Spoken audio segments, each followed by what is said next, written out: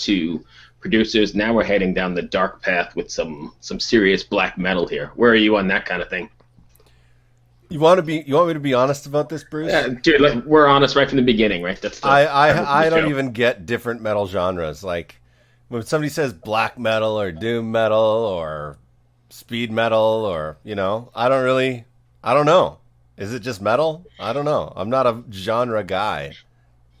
So explain to me what we're doing here. Like what is this band? So these guys are from North Carolina, but they're sort of like a traditional black metal band, like the Norwegian kind of stuff. Lots of screams, lots of blast beats, lots of. Explain black metal to me though in a way that, like, I don't know. I feel like an idiot, but I want to know. We're gonna let the expert explain it to us in about 3 minutes from now when he gets on the line, because my understanding of it is just, the different ways. It really kind of like thematically, you look at power metal, that's usually like dragons and swords and keyboards and high vocalist kind of shit. Yeah. And then death metal obviously is that, chuggy double bass growling guttural thing. Okay. And then you've got that prog stuff, which I'm never a fan of, even though I'm thinking you probably are. Prog? Yeah, I'm not a fan of. You put prog in front of anything, and I'm not a fan of it. It just seems like an exercise in instrumental masturbation to me for no other reason than to just, hey, look at me, I can shred. Yeah, like, look at me, I'm jerking off my guitar. Right, exactly. I always said, like, in the 80s, guitar was just like the thing. Everyone had to have a fast guitar player, and it was like shredding. And then in the 90s, guitar became like passe, like don't play guitar. No, we don't want guitar solos. But vocalists took that over, like the R&B vocalists and stuff. And I was just like, have we not had enough of this jerking off of the instrument? Can't you just play a song? Like, see, you're 100% now. You're thinking the same thing I am. Yeah, I don't like it. I'm not a fan. Not even prog rock, and I understand like bands like Kansas and all that stuff. Super talented, yes, awesomely talented, but after a while, it's, I don't know, I just want to enjoy myself. Yeah, exactly. I want to listen to a song. Does it make me bang my head or not? Right, and I don't want to have to be a calculus major to understand it. Yeah, like I don't want to have if that makes sense. Yeah. The only band I can say that's kind of like out there, but not extremely technical, but Tool, they're always like, their time signatures are all over the place, but they do it in an interesting way. It's not to like try and confuse you, Right. Who's that? Tool. Oh, dude. We've been like so on the same page for the last couple episodes. That's a band I don't get. What? I don't get them. And I know they got a new record coming out and everybody's like got, raging hard-ons for it. But it's not, I don't know. I don't get them. Maynard to me is, I don't know. Wow. I know. Wow. I'm sorry. You're probably going to stop doing the podcast now. That's it. I'm out. No, but I'll never forget. I can't remember the name of the record, but it had this really cool like cover on it, and the name was really weird too. No, I could never pronounce it. But at the time, there was this store in Vancouver called Future Shop, and you could go in there, and they had listening stations, so you could open up a CD and listen to the CD before you bought it. Mm-hmm. And I went in there and I listened to the Tool record the first time, and I was just like, oh my God, this is crazy. And I had heard, the reason I did it is because the night before, I was at this bar called The Love Affair with Mike Kroger, who eventually became the bass player for Nickelback. Don't hate me. They're really nice guys. Not at all. Nice guys. And yeah. But so we're sitting in there, and that song came on, and Mike was like, man, this song is so good. Oh my God, listen to the bass, listen to this, listen to that. And he was playing in a band with a friend of mine at the time. They hadn't even started Nickelback yet. But man, I was just like, I couldn't believe my ears. It was mind blowing. Yeah, I'm one of those odd people that just, I don't know, I don't get it. Yeah, but to each their own. Yeah, whatever. So Josh is just sent me a message. He's ready to roll. Should we join him and see what we got? Yeah. All right, Josh. How do I pronounce the band name? Oculum Dei. Oculum Dei. Okay. Yeah, and it's Josh, and I'm going to get him on the line here. Awesome. I think I like Messenger better than Skype, to be honest. Yeah, I use them both all the time. I never used Messenger until we did the one with Anders. Oh, yeah. All right, it says it's adding them to our chat. Let's see what we got here.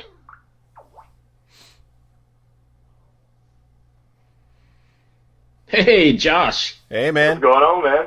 Hey, meet Chris. I'm Chris. Nice to meet you, buddy. Nice to meet you, man. How you doing, man? Oh, man, it's Friday, dude.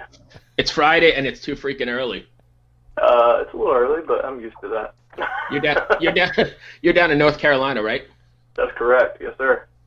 All right, so welcome. We're gonna start right off, and I don't know how we're gonna do this, but Chris and I were just having a conversation. He's new to the metal scene, and kind of, Chris, you go ahead. You can explain yourself. Yeah. So I got involved in metal in like 2011, basically, because some friends of mine started a metal cruise called 70,000 Tons of Metal. So I decided to go on the boat and check it out, and I became an instant metalhead. I just fell in love with it. Nice. And I've been like, I always liked harder rock. I came from like Motley Crue and Rat and all that hair metal stuff. And then through the grunge era, I liked heavier music, but I was never really into metal until I went on that cruise. So I don't really understand a lot of the stuff about metal. So if I seem a little uneducated, it's because I am. Nothing wrong with that, man. But since then, I built a software company, and we've helped. We built the drum set for Metallica for their live tour, all that kind of stuff. So, wow, awesome. Yeah, pretty cool. So basically, I said all of that because Chris asked me right when we first logged on, how would you describe black metal as opposed to the other genres? And mine is not going to be anywhere near what I'm sure you could describe because you play it every day. So with that, have at it. Black metal, it's a different. It's definitely it reaches out to a certain group of people. I'd say it's dark. It's meant to be dark. It's meant to be, evilish, so to say. Originally it was meant to be just an underground, like, secret, kept to themselves, and obviously it didn't get to stay that way. It's still to this day there is some artists that still try to keep it within their group, and doesn't really go out. But then, when you have bands like Dimmu Borgir or Kroc Ongren who hit that next level, then obviously it doesn't get to stay underground. But it's just it's meant to be, anti, against a lot of things. Mainly religion. Yeah. That's the big one. But yeah, it's meant to be dark. It's not meant to be pretty. There's nothing pretty about it. That's awesome. So Josh, I'm going to jump in and then let Chris take over after this, but how do you're a family guy, you're kind of a happy-go-lucky guy. How did you become involved in that sort of thing? And is there some weird way you flip off the switch and all of a sudden you're like this angry dude, or? Yeah, I mean, it's funny because one of my favorite things is, and I hear it a lot, is like people know me who I am, and like you said, I mean, my family is first. I'm a father of 3 kids, and my kids are number one in my life, and I am that friendly guy that do anything for anybody, and then I get on stage and I become a completely different person. And I've had many people come to the show that's been friends with me over years, and then they're like, they see me perform, and they're like, did not know you had that side. I'm like, yeah, that's all the anger that I deal with life struggles. I put that into my art side of it. Do you find it sort of cathartic? Yeah, it's a lot of it and what's inside the band, we joke about how it's the face paint. It's like once we put on our outfit and we put on the paint, that light just switches, man. And we go into that. And I was exposed, obviously, to black metal in my youth.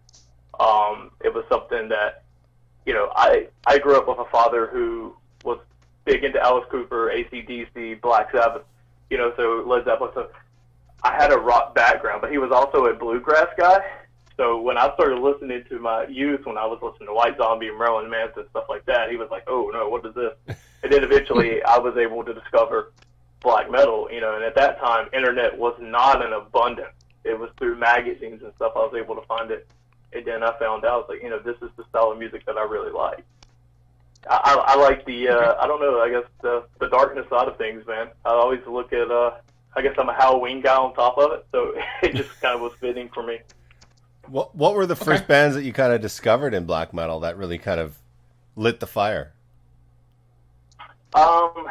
You know, it started, obviously everyone, you know, that's big into black metal will tell you, like, Mayhem or Burzum, which, you know, if you look at the history that goes around them, you know, I was a fan of those.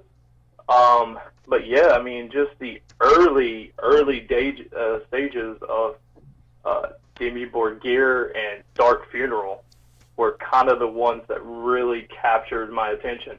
And I'll say this with ease because this particular band gets beat up, but Cradle of Filth, who now are like really big mainstream, they're not really so much black metal today, but if you go back to their early albums when they first started, they were their own style of black metal. Yeah. And so I also was a big fan of them back in the day.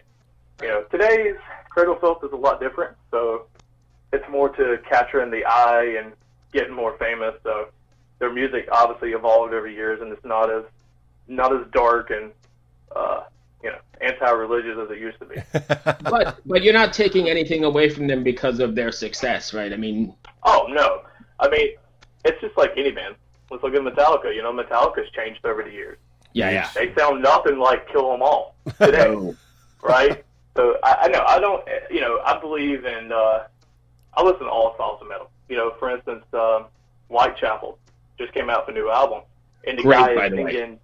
Yes, and the guy is singing clean vocals. And you know, I've had a little bit of Whitechapel throughout the years.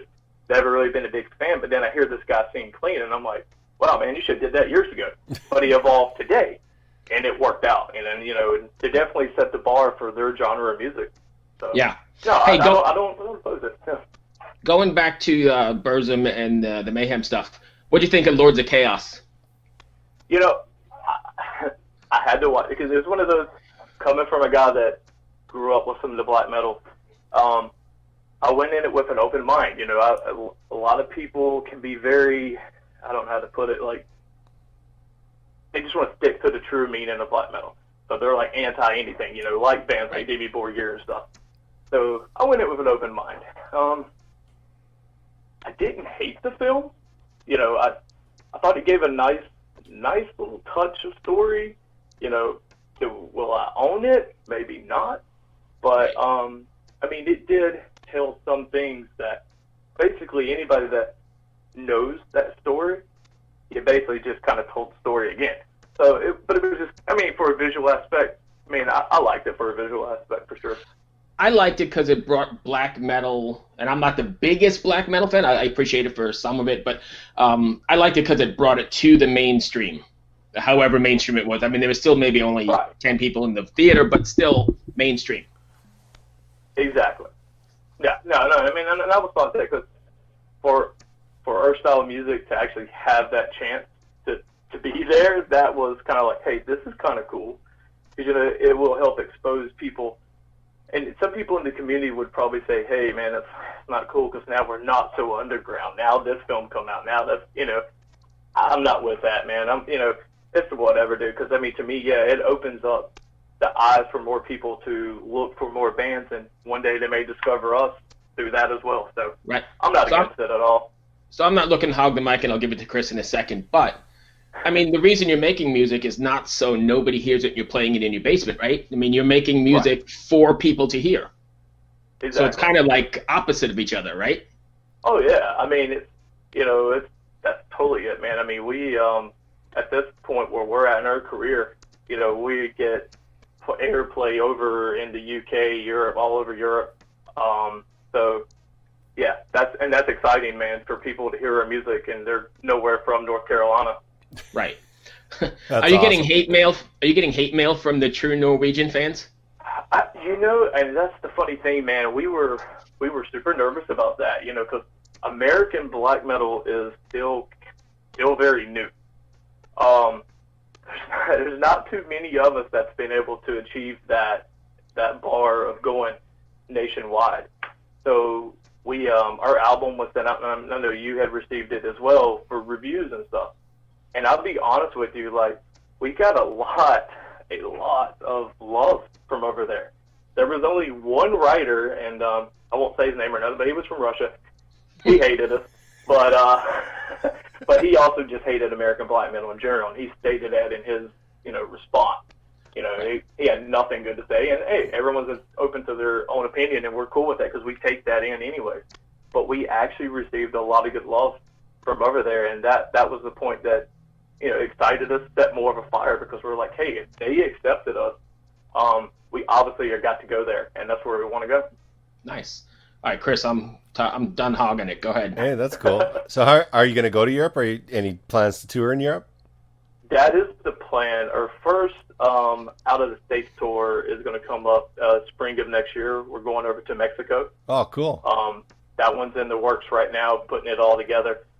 Europe is definitely, like, hindsight 2020. It's going to happen, whether it's on their own funds or possibly a record label, but we're definitely got that in mind. That's where we're going to go. Yeah. I imagine it's not easy to, like, leave the States and get all the visa work and all the legal work that has to be taken care of, plus Exactly. booking shows and all that stuff. It's got to be tough. I mean, yeah, even with our Mexico stuff, man, we're having to rent gear over there, and everything gets a little pricey. Yeah. Until you hit a certain point where you can store gear in each place, you gotta. Right. Where do you get the back line? That's it. Awesome. I've I've heard from a lot of people that Mexican fans are pretty crazy when it comes to the more extreme metal stuff. So that should be great. Oh man, our bassist is from Mexico City as well, and he's got a lot of support from over there as well. And just even outside of that, we get a lot of love from there, and people have been asking us to come. And so yeah, we heard it, and we're like, hey, we're coming. We're gonna make it happen. So yeah, we're excited to get to go over there and perform. Right. Nice. Cool. So I'm kind of new to the east part of the United States. And one thing I noticed when I moved here is that metal is way more popular than it is out west. Why do you think that is? I don't know, man. It's, metal itself, it speaks to a lot of people. A lot of people think, that doesn't really listen to metal. They look at the crazy footage of people moshing, and it looks violent. We get beat up as, we're violent musicians, we're violent people, and it's like, then you, like you said, you meet me, and it's like, hey man, you need help with something? I got you. Right. But, it's just a big community of helping one another, and I think for some reason down here, everyone just kind of connects to that level. They understand that. So it just keeps growing and growing. Even for us being what we are, we're essentially in what you call the Southern Bible Belt. So about every 3 streets is a church. Yeah. And there's a lot of other countries that are starting to shut down. They're shutting down black metal shows and stuff. That's not happened to us yet. We've been asked that many times. Like, have you been shut down by a church yet? No, we haven't. But we're also not trying to set churches on fire.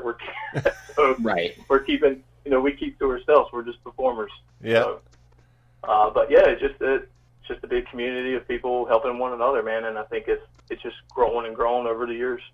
It's amazing. It blew my mind. Like I'm in DC, and I came from Vancouver, Canada, and which has there's a metal scene around there. Yeah. But it's not like, if there's a metal show, there might be 50 to 100 people go, maybe. Right. Unless it's a bigger band. But out here, I mean, it's just all over the place. I couldn't believe it, Right, yeah. So. And the area that we're at, there's like metal shows every weekend, and like some shows you might only have that 30 or so people, and then I've been to some local shows supporting other friends and stuff, or even our own, and it's a packed house, and everyone's just having a blast, man. It's like a party. Yeah, I bet.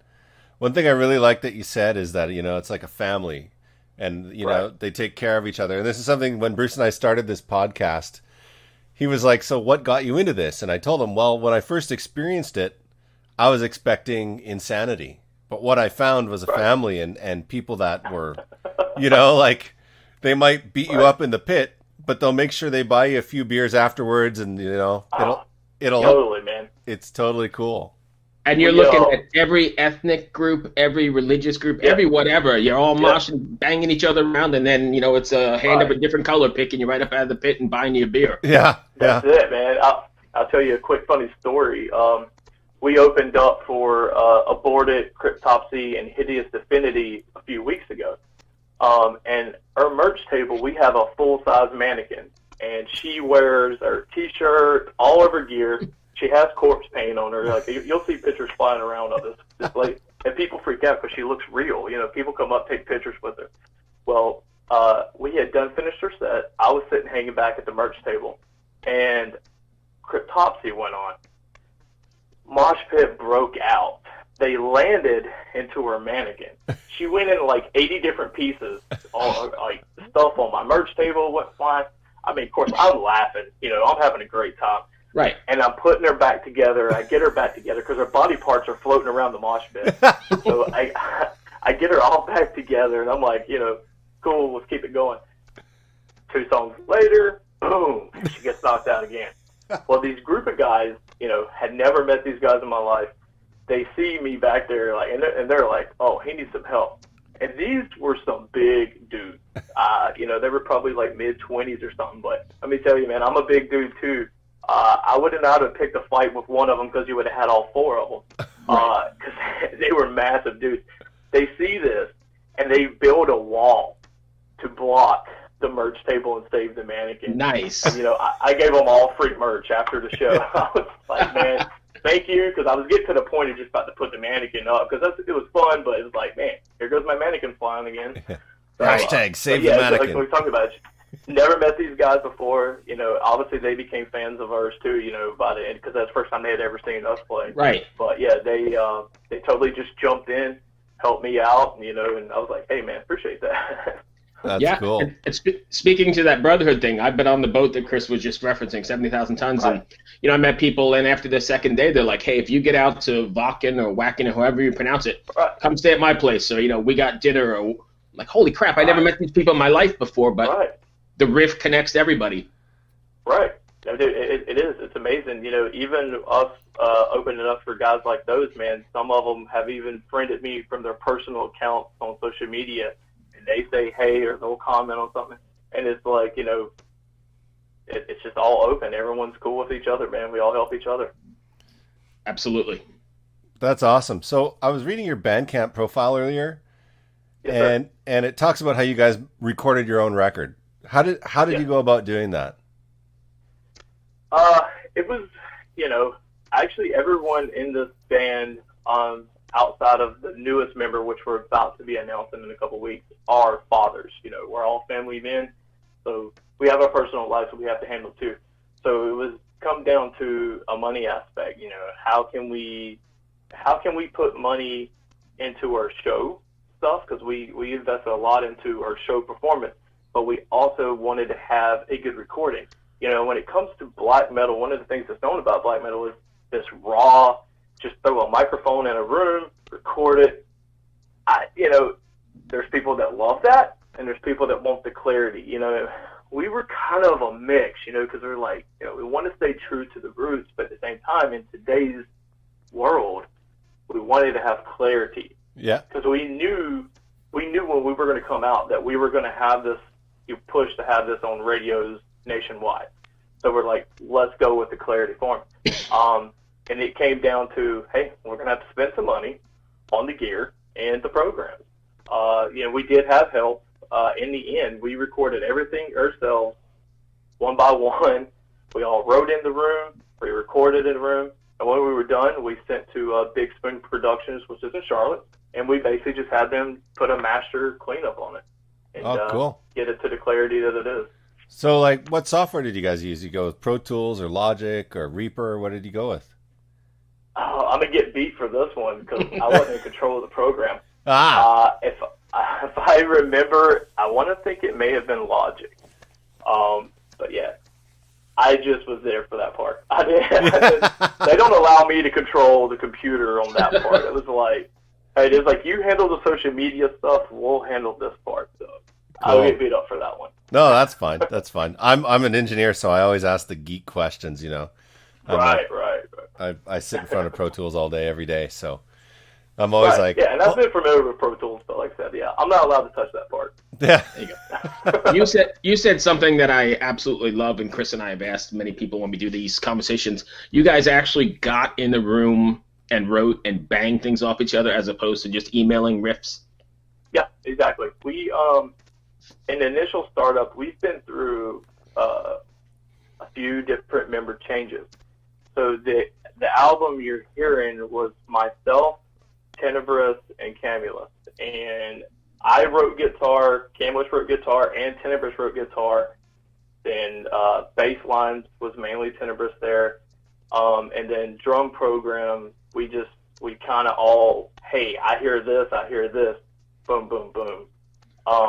Yeah, there was no distance in it. That's one of the reasons, too, I think it took us a little while, because we kept beating ourselves up. I don't like that. Scratch that. Let's go back and listen to it for another week. In the end, though. Sorry, go ahead. In the end, we came out with things that I don't think we knew was going to come out. And the idea, because, some of these songs, there's guitar parts that we all three wrote and made into 8 songs, And then we did have some guest keyboard work on one of the tracks, and a lady vocalist as well, and they got sent the tracks to listen to, and then sent what they did, and then the lady actually came into the band room and she recorded her vocals with us. In the end, I think that makes it so much more organic, and I think you can hear the difference rather. And I know some people are, in Tasmania and in LA, and they have to do it that way. Right. But I think the old school way of, hey, let's bang this shit off each other works so much better. Exactly, and even though this album is still new, we get a lot more ideas. And now there's more members in the band, so now we're starting to work on new material because we're getting prep after our shows this year. We're going to go back and start the next album. So we've already been bouncing ideas, and once again, we're all together shooting these ideas back and forth, and one of the new members, he comes up with ideas, and he is shooting it to us like, hey, check this out. But then again, when we start writing, we will be together on that. That's awesome. Yeah, I agree. But yeah, I like it. I like it that way too. It's a little bit more, because that way you can sit there and argue with each other like, hey man, I don't like that. Get that out of here. Yeah, you're a jackass. Remove that. Right. And I'll tell you off the get, man, we're all assholes in this band to each other. Yep. That's a bad life. We are very brutally honest with you. We don't hold anything back, man, and no one gets their feelings hurt either, which is what makes it great, So even my wife, like, she could hear the things we say to her. She's like, that was not nice. But nobody's crying on the way out the door. Right, everybody's fine. No. And if you get mad, you brush it off an hour later and we talk about something fun. No one ever takes it offensive. No. Here's a beer and get over it. Yeah. Pretty much. Right. Anything else, Chris? Yeah, here's a question. So you guys are both dads. I'm not a dad. I have a dog, but I'm not a dad. And you're both metalheads. So how do you approach metal to younger children as you raise them up? Like what like, I'm sure that it's come across from other people's viewpoints. And to me, I would just, if I had a kid, I'd be just like, it's metal. This is metal. But like from an outside perspective, from people that don't know you, maybe you're driving down the street with your windows down and you're blasting black metal and your 4-year-old kid's in the seat. And it's like, that's me. And the church, like how do you approach that? For me, I have 3 kids, all 3 different ages. I have a 6-year-old son, a 10-year-old son, and then a soon-to-be 14-year-old daughter.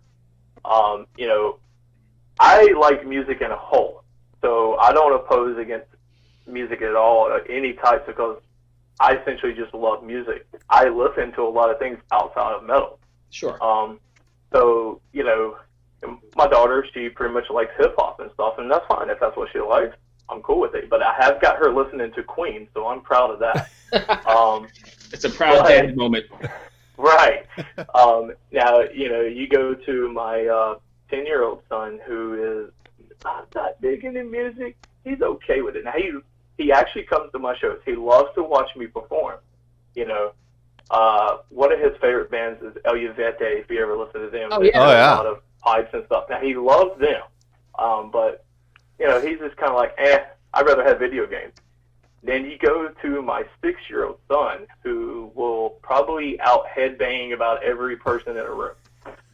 He loves hearing me sing. And he loves it. He'd be like, Daddy, put something on, and we're in a car, and he's back there just headbanging in town, So it's one of those, and I do try to watch vulgar language around them. So I try to play bands, especially around the 6-year-old, Yeah. things that he's not going to go repeat. Yeah. Right, because he tries to mimic the way I sing, and I'm like, well, we can't listen to that track by Daddy. Skip. Right. Right. But, it's one of them. I like for my kids to be, versatile with their music. So, and even him, too. Like, we just watched this Spider-Man Into Spider-Verse movie.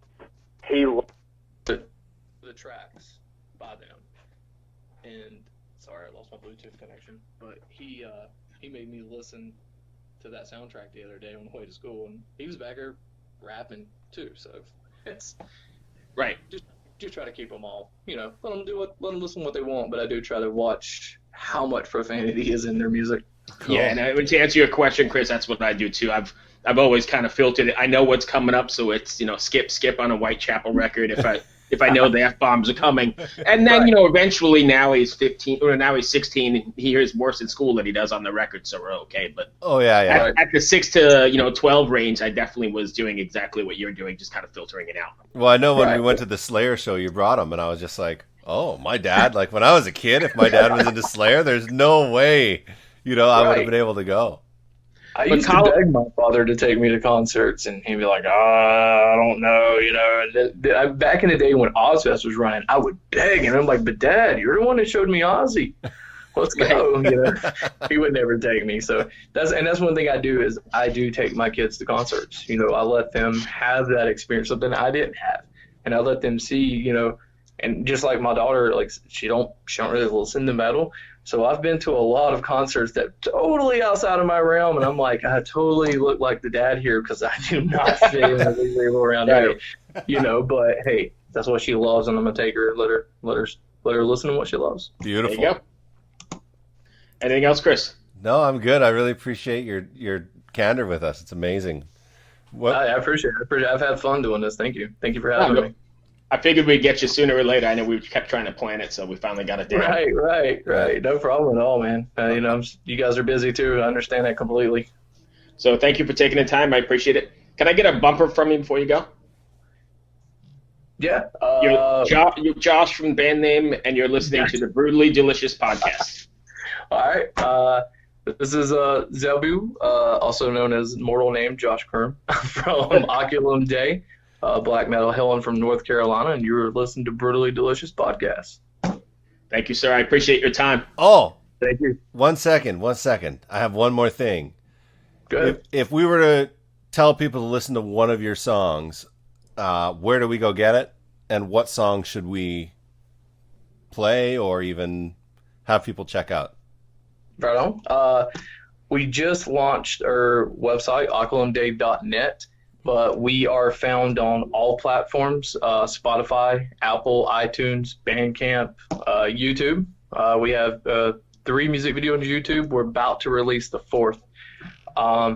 If I was to tell you my favorite song, it would be the title of the album, which is Dreams of Desire and Torment. Okay. Happy listening. Yeah, that one is it shows a little bit how we can down tempo and we can increase the tempo. It gives you a little bit of mix instead of just a full blast beat the whole time. Cool. Thanks, man. All right. Thank you. That's it, Chris? That's it. All right, man. Josh, I appreciate it. Cheers. Hey guys, I appreciate it. I'll let you know when it's up, and we're always in touch anyway. So thanks again. Thank you. We'll see you later. Bye. Take care, guys. Bye. Bye.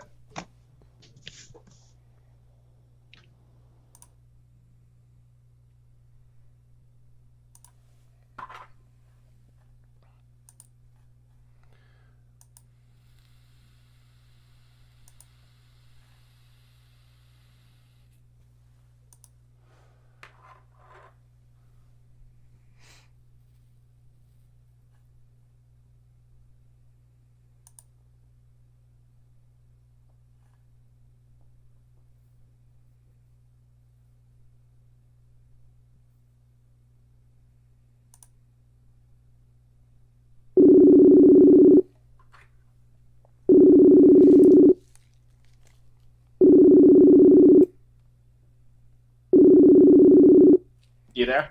I'm here. Dude, I don't know what's going on, but there's like, I mow my lawn every Friday, Yeah. and there's a fucking lawn crew mowing it right now. Like I'm not sure who paid to have a lawn crew doing it, but there's like 4. Can you hear that over the mic? Not really, no. Okay, I got scared because in the middle of the interview, I looked out the window and there's like 4 guys mowing my lawn, cutting my bushes. Not me. It's on my list of things to do today. Yeah, I think I'm going to be able to do mine today, too. It's supposed to be raining all day, but it looks like I was going to try and do it after this thing. How do you think that went? Great, man. What a nice guy. Super guy, right? Yeah. Super nice. Yeah, that was good stuff. I like the fact go ahead. he explained black metal to me. Now I get it. That's what I was going to say, and you got your definition of black metal, so. Yeah.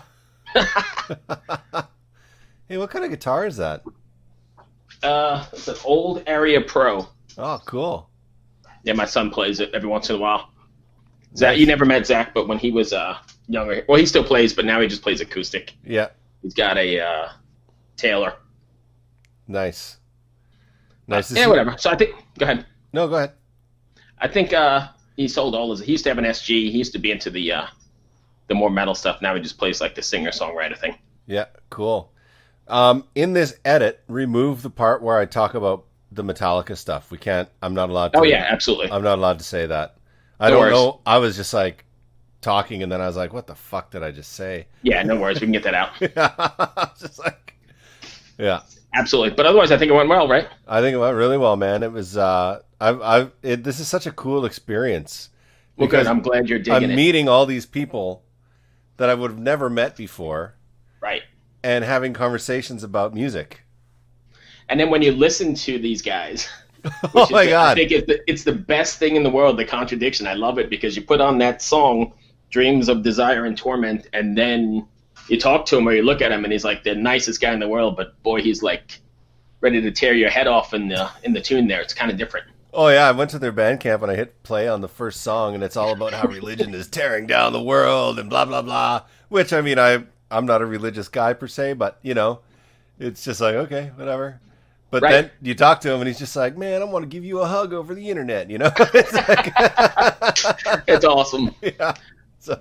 But that's, I think that went pretty well. And I'm really excited about how many viewers or listeners or whatever the SoundCloud has. It's taken off way more than I thought it was going to be. It's pretty wild. Yeah, it's good. It's great. So. Well, cool, man. Let's just do a quick little intro and we'll kill this one and you can go do your lawn. And I'm going to go watch these guys mow mine. All right. Hey, you're listening to the wait, you were laughing. Hey, you're listening to the Brutally Delicious podcast. I'm Bruce. I'm Chris.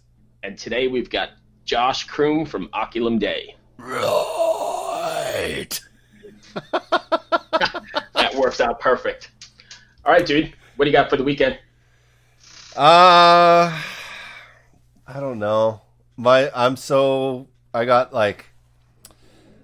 Right now I'm working on using the Facebook Pixel, integrating into the website for advertising purposes.